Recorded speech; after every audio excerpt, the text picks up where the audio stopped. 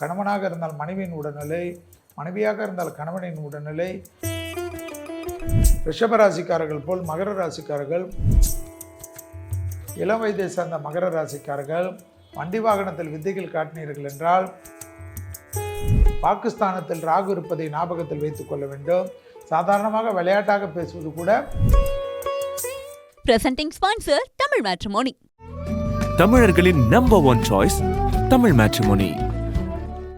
Everest easy chef ஆகுங்கள் சில நிமிடங்களிலேயே. Srinivasa tour நடத்தும் ஆன்மீக சுற்றுலா. தொடர்புக்கு 9384854560. அடுத்ததாக பார்க்கக்கூடிய ராசிக்காரர்கள் மகர ராசிக்காரர்கள், பல்லு தொண்டை போன்ற பகுதிகளில் அதிக கவனமாக பார்த்து கொள்ள வேண்டும். துணை அல்லது துணைவியாருடைய தேகாரக்கத்தை கவனமாக பார்த்து கொள்ள வேண்டும். விநாயகர் வழிபாடு, மகான்கள் வழிபாடு, பிள்ளையார்பட்டி செல்வது, கணபதி ஹோமம் செய்வதெல்லாம் உங்களுக்கு எங்கே பிடிக்குதோ அந்த கோயிலில் செய்யுங்க. நம்ம வசதிக்கேற்ற செய்யுங்க. 100 ரூபாய்க்கு அபிஷேகம் இருந்தாலும் போதும். 1 லட்ச ரூபாய்க்கு உங்களை வசதி இருந்தால் அதை செய்துக்குங்க. கணவனாக இருந்தால் மனைவியின் உடல்நிலை, மனைவியாக இருந்தால் கணவனின் உடல்நிலை மிக கவனமாக பார்த்து கொள்வதும், குருவின் அனுகூலம் பரிபூர்ணமாக இருப்பதனால் எல்லா விதமான சுபகாரியங்களும் மகர ராசிக்காரர்களுக்கு ஏற்படுவது, அசையாமசைய பொருள் சேர்க்கை ஏற்படுவது. ரிஷபராசிக்காரர்கள் போல் மகர ராசிக்காரர்கள் வீடு வாங்குவது, நிலம் வாங்குவது, நகை வாங்குவது, டைமண்ட் வாங்குவது என்று முதலீடுகளுக்கெல்லாம் குறைய இருக்காது. சாதாரண மகர ராசிக்காரர்கள் பெரிய அளவுக்கு ஏற்றத்தை பெறுவார்கள். வாகனத்தில் மட்டும் வித்தைகள் வேண்டாம். இளம் வயதை சார்ந்த மகர ராசிக்காரர்கள் வண்டி வாகனத்தில் வித்தைகள் காட்டினீர்கள் என்றால் உங்கள் வித்தைகளை மருத்துவமனையில் தான் பார்க்க வேண்டிய நிர்பந்தம் ஏற்பட்டுவிடும். அதே போல் வார்த்தைகள் விஷயத்தில் அதீத கவனமாக இருக்க வேண்டும். பாகிஸ்தானத்தில் ராகு இருப்பதை ஞாபகத்தில் வைத்துக் கொள்ள வேண்டும். சாதாரணமாக விளையாட்டாக பேசுவது கூட விபரீதத்தில் கொண்டு போய்விடும் என்பதை மகர ராசிக்காரர்கள் ஞாபகத்தில் உணர்த்தி கொள்ள வேண்டும். தொடர்ச்சியாக இருந்த மன கஷ்டங்கள் தீர்வது, பணஷ்டங்கள் தீர்வது, முதலீடுகள் பெரிய அளவுக்கு ஏற்படுவது, தொழில் சார்ந்த விஷயத்தில் அனுகூலங்கள் காணப்படுவது, உத்தியோகத்தில் ஏற்றங்கள் ஏற்படுவது, கடல் கடந்த அனுகூலங்கள் காணப்படுவது, தெய்வ காரியங்கள் திருப்பணிகள் செய்வது, தெய்வ கோயில்களுக்கு உங்களுக்கும் ஈடுபடுவது, ட்ரஸ்ட்டு போன்ற ஆக்டிவிட்டீஸ் நீங்களே செய்வது, உளவார பணிகளை மேற்கொள்ளக்கூடிய அமைப்புகள் ஏற்படுவது, வேலையில் இருந்த சங்கடங்கள் பரிபூர்ண நிவர்த்தி ஏற்படுவது, அடிமை தொழிலிருந்து தனிப்பட்ட தொழில் தொடங்குவது, கூட்டாளிகளுக்கு உங்களுக்கும் இருந்த பிரச்சனைகள் நிவர்த்தி ஏற்படுவது, கூட்டு தொழிலிருந்து தனியாக தைரியமாக இறங்கி எல்லாவற்றிலும் சக்ஸஸ் ஆகிறது என்று சகல விதத்தில் ஏற்றத்தையும் அனுகூலத்தையும் பெறக்கூடிய ராசிக்காரர்கள் யார் என்று பார்த்தால் மகர ராசிக்காரர்கள் என்பதை ஞாபகத்தில் வைத்துக் கொள்ளுங்கள்.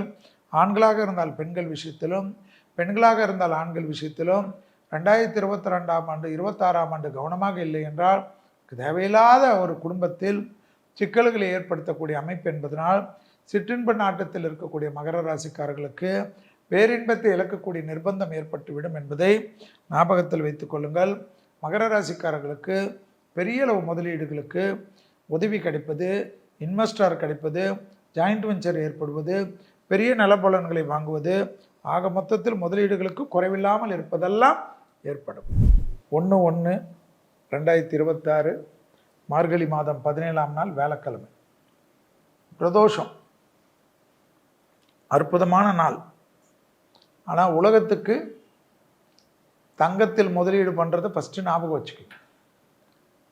நிலம் தங்கம் ரொம்ப ஹை லெவலில் போகும். எல்லாரும் சொல்லுவாங்க அது குறைய நம்பாதீங்க. திருக்கணிதத்தின்படி சனி ஏற்கனவே மீன வீட்டில் இருக்கிறதும், இந்த 26ஆவது வருடம் 2 பயிற்சிகள், அதில் வாக்கியத்தில் 3 பயிற்சிகள், சனி பயிற்சியும் சேர்த்து வரும். ஆனால் திருக்கணிதத்தில் 2 பயிற்சிகள். ஒன்று குரு, அது பார்த்திங்கன்னா 2/6/2026, நான் திருக்கணிதத்தை பற்றி சொல்கிறேன். அடுத்தது ராகு கேது 5/12/2026. ஆனால் வாக்கியத்தில் சனி பயிற்சி 6ஆம் தேதி 3ஆவது மாதம் 2026. வாக்கியப்படியும் சனியானவர் எங்கே வராரு? மீனத்துக்கு வராரு. ஸோ நிறைய பேர் நாங்கள் வாக்கியம் தான் ஃபாலோ பண்ணோம், அதுக்கு தான் சொல்லுவோம். ஸோ இதெல்லாம் வச்சு தான் குருவார உச்சமாக போகிறார் இந்த வருஷம்.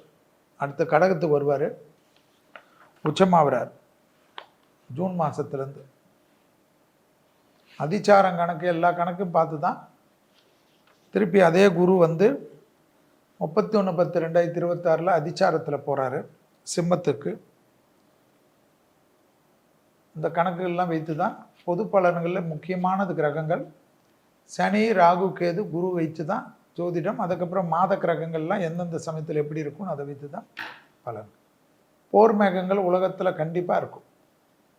இயற்கை சீற்றங்கள், நிலநடுக்கங்கள், வெள்ளத்தால் பாதிப்புகள் எல்லாம் நினச்சி பார்க்க முடியாத இருக்கும். போரால் பெரிய துன்பங்கள் வரும். அணு ஆயுதங்களே திடீரென்று மறைத்திருந்த அணு ஆயுதங்கள் வெளி உலகத்துக்கு வந்து அச்சுறுத்தும். இந்த ட்ரோன் எல்லாம் வந்து எப்படி சேஷ்டை பண்ணுது. இந்தியாவுக்கு பல விதத்தில் இடைஞ்சல்கள் இருக்கக்கூடியதாக தான் இந்த 2026ஆம் ஆண்டு காட்டு. பகை நாடுகளால் பிரச்சனைகள், தீவிரவாதத்தால் பிரச்சனைகள். 1ஆம் தேதியே எங்காவது குண்டு வெடிக்காமல் இருந்தால் சரி. ஆனால் பிரதோஷம் சிவனுக்கு பிடிச்சது, அழித்தல் கடவுள் அவர். நரசிம்மருக்கும் பிடித்தது பிரதோஷம், உக்கிர தெய்வம் அவருக்கு. 1ஆம் தேதியே ஏதாவது பெரிய தீவிரவாத தாக்குதலோ அல்லது இயற்கை பேரிடர்களோ உலகத்தில் வந்து புரட்டி போடாமல் இருந்தால் சரி. மருத்துவத்தில் புரட்சிகள் கண்டிப்பாக ஏற்படும். அதெல்லாம் ஒன்றுமே டவுட்டே படாது. டெக்னாலஜி வளர்ச்சி, ஏஐ வளர்ச்சி எல்லாம் கரெக்ட். வெளிநாடுகளில் வாழக்கூடிய இந்தியர்கள்லாம் ரொம்ப கவனமாக இருக்கணும். எந்த நாட்டில் மைனாரிட்டி இருக்கக்கூடிய அத்தனை பேருக்குமே பிரச்சனை. இந்துவாக இருந்தாலும் சரி, முஸ்லீமாக இருந்தாலும் கிறிஸ்டினாக இருந்தாலும் சரி, மைனாரிட்டிகளுக்கு பாதுகாப்பு இல்லாத ஒரு அமைப்பாக இருக்கும். கொத்து கொத்தாக மரணம் ஏற்படுமா. அதாவது மதத்தினால் ஏற்படக்கூடிய மோதல்களால் பிரச்சனைகள் உலகத்தில் பல இடத்துல இருக்கும். அந்த எல்லாம் பெரிய வலிமை மிக்க மதக்காரர்கள் வந்து கொஞ்சம் கம்மியாக இருக்கவங்களெல்லாம் போட்டு சேஷ்டை பண்ணுறது, அவங்க சொத்துக்களை கபலீகரம் பண்ணுறது, அவங்கள மிரட்டுறது, அவங்க நாட்டுக்கு பயந்து ஓடி வர்றது, அகதிகளாக வருவது வளர்ந்த நாட்டிலலாம் ஏற்படுமா. அமெரிக்கா, லண்டனு இது போல் இடத்துலலாம். அதனால் நம்ம ஆளுங்கள்லாம் கொஞ்சம் ஜாக்கிரதையாக இருக்கும். அந்த நாட்டு மக்களுக்கே பாதுகாப்பு இருக்காதான், வளர்ந்த நாடுகளுடைய மக்களுக்கே பிரச்சனை ஆகும். பாருங்கள், நிறைய தொந்தரவு வரும். ஏன்னா 31 வரைக்கும் உலகத்தில் புரட்டி தான் போடும். ஹாப்பி நியூ இயர்னு வேணும்னா நம்ம சொல்லிக்கலாம். ஹாப்பி நியூ இயராக இருக்குமான்லாம் தெரியாது. ரசம் சோறு சாப்பிட்டாலும் சரி, ஒரே ஒரு ஊறுகாய் சாப்பிட்டாலும் சரி, இல்லைனா ஒரு முட்டையோடு சாப்பிட்டாலும் சரி, நிம்மதியாக இருக்கக்கூடிய இடத்துக்கு வந்துருக்கு. கஷ்டப்பட்டு கோடிக்கணக்கில் அப்படியே பெரிய லெவலுக்கு பணம் சேர்த்தவங்கெல்லாம், நான் ஏற்கனவே சொன்ன நாடுகள் பாதுகாப்பு இருக்கும். அதில் ஏஷியன் கண்ட்ரீஸில் ரொம்ப பாதுகாப்பு இருக்கும். ஆனாலும் தலைவர்களுக்கு பாதிப்பு ஏற்படும். தலைவர்கள் மோடிஜியிலேருந்து ரொம்ப கவனமாக இருக்கணும், அமித்ஷாஜி வரைக்கும். நான் எக்ஸாம்பிள் சொல்கிறேன். தீவிரவாதம், ஹெல்த்து, பிரதமர்கள், முதல்வர்கள், நம்ம ஸ்டாலின்ஜி கூட ஹெல்த்தில் எல்லாம் பார்த்துக்கணும். பெரிய நடிகர்கள், பெரும் அரசியல்வாதிகள், பெரும் நடிகர்கள், அமிதாப்ஜி, ரஜினிகாந்த்ஜி, இவங்கெல்லாம் வந்து இந்த புகழ் பெற்றவர்கள். ஏன்னா அந்த கடகத்தில் வரக்கூடிய குரு வந்து அதே போல் மகான்கள், ஆன்மீக பெரியவர்கள். செக்யூரிட்டிஸை டைட் பண்ணோம். தேவாலயங்கள், மசூதிகள், மெக்கா, வேட்டிகன் சிட்டி, இந்துக்களுடைய சபரிமலை, இது போல் பெரிய இடங்கள்லாம், எல்லா கோயில், மத வழிபாடு, காசி, ராமர் கோயில், இங்கெல்லாம் செக்யூரிட்டிஸ் டைட் பண்ணும்.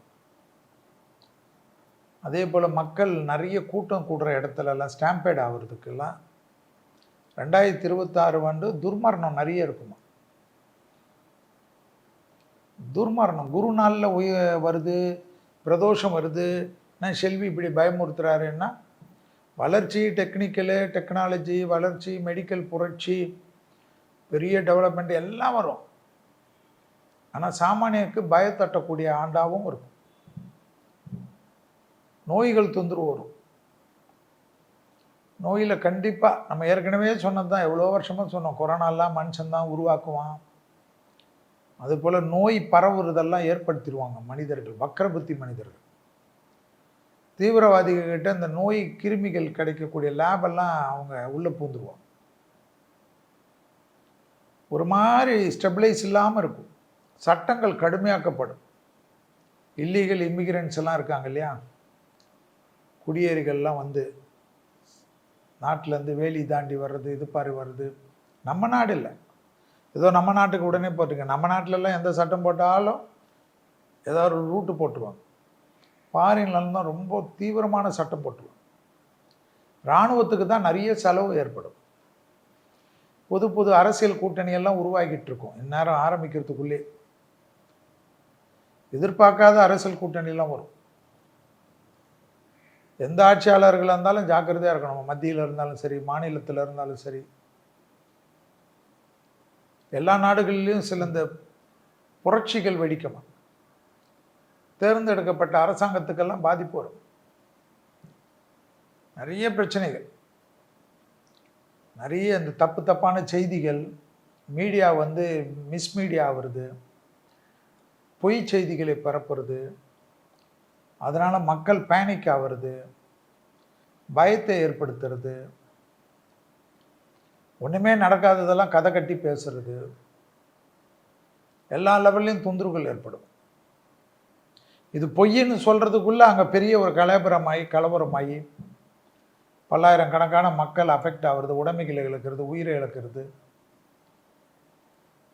மலைக்கோயில்கள், பெரிய அளவுக்கு கூட்டம் கூடக்கூடிய கோயில்களுக்கெல்லாம் அரசாங்கங்கள் கவனமாக இருக்கணும்.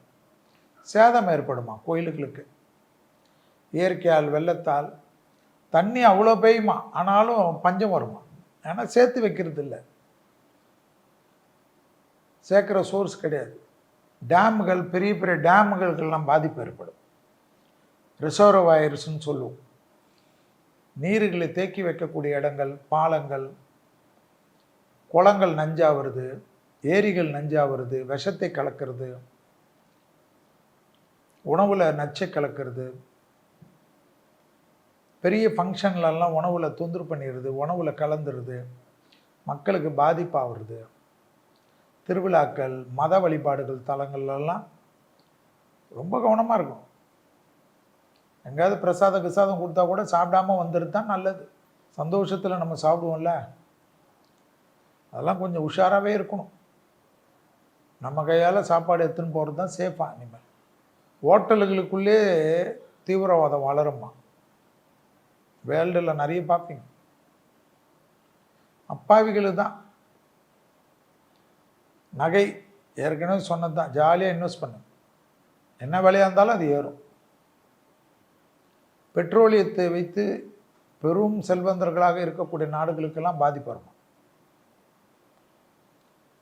பெட்ரோலியங்களை வைத்து நிறைய கனிமங்கள் கிடைக்குமா? விலை உயர்ந்த இந்த டைமண்ட் கிடைக்கிறது, டைமண்டோட விலை உயர்ந்த கனிமங்கள் கிடைக்கிறது, சுரங்கங்கள் நிறைய கிடைக்கும். உலகம் ஃபுல்லாக நிறைய பூமிக்குள்ளே இருக்கக்கூடிய அஷ்டலக்ஷ்மி கடாச்செல்லாம் வெளியில் வருமா? எடுத்துக்கோன்னு வருமா? சாதாரண நாடுகள், ஆப்பிரிக்க நாடுகள், அந்த நாடுகள், இந்த நாடுகள், கஷ்டத்தில் இருக்கக்கூடிய நாடுகள்லாம் உலகத்திலே பெரிய பணக்கார நாடுகள் ஆகுமா? இந்தியாவும் அது போல் ஆகுமா? இது போல் சுரங்கங்கள் கிடைக்கிறது, எங்கெல்லாம் தோணினாலும் கனிமங்கள் கிடைக்கிறது, ஆயில் கிடைக்கிறது, கேஸ் கிடைக்கிறது, இதெல்லாம் எல்லா இடத்துலையும் கிடைக்கும். அதனால் நிறைய பணக்காரர்கள் 2025ஆம் ஆண்டில் ஸ்மார்ட்டாக பணக்காரர்கள், சின்ன வயசு பணக்காரர்கள் வருவாங்க. 15 வயசு, 16 வயசு, மேஜர் ஆகாத பணக்காரர்கள்லாம் நிறைய இருப்பாங்களா உலகத்தில். டெக்னாலஜினால் டெவலப் ஆகி குரு உச்சமாக போகிறதுக்கு முன்னாடி எல்லாத்தையும் ஒரு வழி பண்ணிடும். டக்குன்னு எதிர்பார்க்காத ஏழை வீட்டு, குடிசை வீட்டு பசங்கள்லாம் அப்படிலாம் பார்க்கவே முடியாது. பிரெயின் வளர்ச்சி, டெவலப்மெண்ட், ஸ்விக்கி இது போலெல்லாம் ஸ்மார்ட் வே போல், அது போல் நிறைய, அதுக்கு மேலே உணவு டெலிவரி எல்லாமே ஸ்மார்ட் ஆக்கப்படும். மிஷின் வந்து டெலிவரி பண்ணுறது, இது பண்ணுறது, நிறைய டெவலப்மெண்ட். சின்ன பசங்க ஒன்றுமே இல்லாமல் இருப்பாங்க, ஒரே நாளில் 2000 கோடி அதிபதி ஆகிடுவாங்க. பல சோகோ உருவாகுமா? எல்லாமே ஸ்மார்ட் டெக்னாலஜி வருமா? இந்த டிஜிட்டல்லாம் மாறுமா? ஃபோனில் டிஜிட்டல் வாட்ஸ்அப்பு, ஃபேஸ்புக்கு, இன்ஸ்டா இதோட லேட்டஸ்டெல்லாம் வருமா? எளிமைப்படுத்தப்பட்டதெல்லாம் வருமா? சாதாரண மக்கள்லாம் சாட் ஜிபிடி, ஏஐ எல்லாமே கற்றுக்கிறதோட வெரி அட்வான்ஸெல்லாம் வந்துடும். ஏன்னா அந்த மாதிரி தெளிவு வந்துடும். உயிருக்கு இந்த நோயில் பாதிப்பு, அந்த நோயில் பாதிப்பெல்லாம் கவலை இல்லாமல் அதுக்கெல்லாம் மருந்து, மாத்திரைகள், லேட்டஸ்ட்டு டெக்னாலஜி, சர்ஜரி எல்லாம் ஈஸியாக முடிக்கக்கூடிய அளவுக்கு சர்ஜரி ஒரே நாளில் பெரிய பெரிய சர்ஜரி முடிச்சுட்டு தெம்பாக வருது. மரணத்தின் வயதை கூட்டிக் கொண்டே போகும். பாருங்கள், எல்லாம் வரும். 31க்குள்ளே மரணன்றதே கஷ்டம். நீங்களே போய் ஆக்சிடெண்ட்டில் செத்தா தான் உண்டு, இல்லை நீங்களே போயிட்டு எதாவது தற்கொலை பண்ணால் தான் உண்டு. அந்த அளவுக்கு டெவலப்மெண்ட் ஆகும். அந்த காலத்தில் சொல்லுவாங்கள்ல அமிர்தம் கிடைச்சிதுன்னு, அது போலெல்லாம் இந்த அமிர்தத்தை உண்டா 150 வருஷம் 200 வருஷம் இருக்கலாம். அது போலெல்லாம் மெடிசின்ஸ் கிடைக்கும். ஸ்மார்ட் ஆக்குவாங்க. 60 வயது 70 வயது எல்லாம்னவர்களே 30 வயது இளமையோடு இருக்கக்கூடிய அமைப்பு ஏற்படும். ஒரு கொஞ்சம் பணக்காரர்களுக்கு முதல்ல இருக்கும், அப்புறமா எல்லாருக்கும் வந்துடும், அஃபோர்டபுளாக வந்துடும், எல்லாரும் பயன்படுத்தக்கூடிய அளவுக்கு வந்துடும். முதல்ல சுயநலத்தோடு சிலர் இருப்பாங்க, ஆனால் எல்லாமே வந்துடும். பெரிய பெரிய நோயில் இருக்கவங்களாம் கவலைப்பட வேணாம். இந்த வருஷத்துக்குள்ளே கண்டிப்பாக நிறைய மருந்துகள் கிடைக்கும், நிறைய டெக்னாலஜி மாற்றம் கிடைக்கும், எளிமைப்படுத்தப்பட்ட மருத்துவம் கிடைக்கும். ஸோ இதெல்லாம் 2026ஆம் ஆண்டில் பார்க்கக்கூடிய விஷயங்களாக தான் என்னுடைய கணிப்பு. அது ஜோதிடத்தில் நிறைய பேர் நிறைய கணிப்புகள் பண்ணுவாங்க. வேலை வாய்ப்பெல்லாம் பத்திரமா பார்த்துக்குங்க. சுயமாக நிறைய வேலை கற்றுக்குங்க. வேலை போனால் என்ன இருக்குதுன்னு தெம்பாக இருக்கும். எனக்கு இதில் வரும் வருமானம், அதில் வரும் வருமானம், டெக்னிக்கலாக டக்குன்னு யோசிக்கவே கூடாது. சாதாரண முதலீடு போட்டு பெருசாக முதலீடு 10 கோடி போட்டெல்லாம் வேணாம், சாதாரணமாக போடுங்க. 10 லட்சத்தில் ஆரம்பித்தது கூட பெருசாக வளருமா. டெடிக்கேஷன் தான் நீ மேலே முக்கியம். வேலையில் என்றைக்கு வேணுமோ ஆப்பு வரும், ஞாபகம் வச்சுங்க. 2026ஆம் ஆண்டு நிறைய பேர்களுக்கு வேலை வாய்ப்பு பாதிப்பு வரும். வந்தாலும் ஏற்கனவே செல்வி சொல்லிட்டாரு, நான் ரெடியாக இருக்கிறேன்.